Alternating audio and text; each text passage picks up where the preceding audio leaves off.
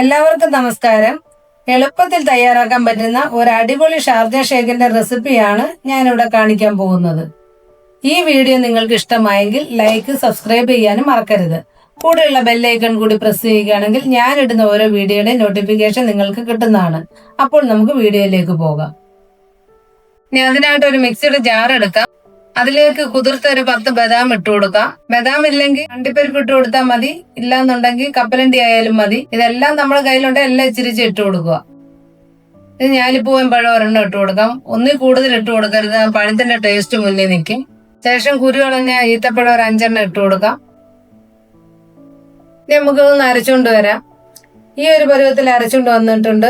ഇനി അതിലേക്ക് 1/2 ലിറ്റർ പാല് തിളപ്പിച്ച് കട്ടിയാക്കിയതാണ്, അത് നമുക്ക് അതിലേക്ക് ഒഴിച്ചു കൊടുക്കാം. നേരത്തെ കട്ടിപ്പാൽ ഒഴിച്ചു കൊടുക്കുകയാണെങ്കിൽ നട്ട്സ് ശരിക്കും അരയത്തില്ല. അതുകൊണ്ടാണ് നട്ട്സ് ആദ്യമേ ഒന്ന് അരച്ചിട്ട് അതിലേക്ക് കട്ടിപ്പാൽ ഒഴിച്ചു കൊടുക്കുന്നത്. ഇനി ഇതിലേക്ക് ആവശ്യമുള്ള പഞ്ചസാര ഇട്ട് കൊടുക്കാം. ഞാനിവിടെ ഒരു 5 ടീസ്പൂൺ പഞ്ചസാര ഇട്ടിട്ടുണ്ട്. നിങ്ങൾക്ക് എത്ര വേണ്ടതെന്ന് വെച്ചാൽ അതിനനുസരിച്ച് നിങ്ങൾ ഇടുക. 3 ടീസ്പൂൺ ബൂസ്റ്റ് ഇട്ട് കൊടുക്കാം. നിങ്ങൾക്ക് ഇതിൽ കൂടുതൽ ഫ്ലേവർ വേണമെന്നുണ്ടെങ്കിൽ കൂടുതൽ ബൂസ്റ്റ് ഇട്ട് കൊടുക്കാം. ശേഷം നല്ലതായിട്ട് നമുക്കൊന്ന് അരച്ചുകൊണ്ട് വരാം. അപ്പോൾ ഷാർജ ഷേക്ക് എല്ലാവർക്കും ഇഷ്ടമായെന്ന് കരുതുന്നു.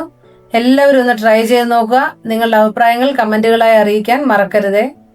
അടുത്ത ഒരു വീഡിയോയുമായി വീണ്ടും കാണാം.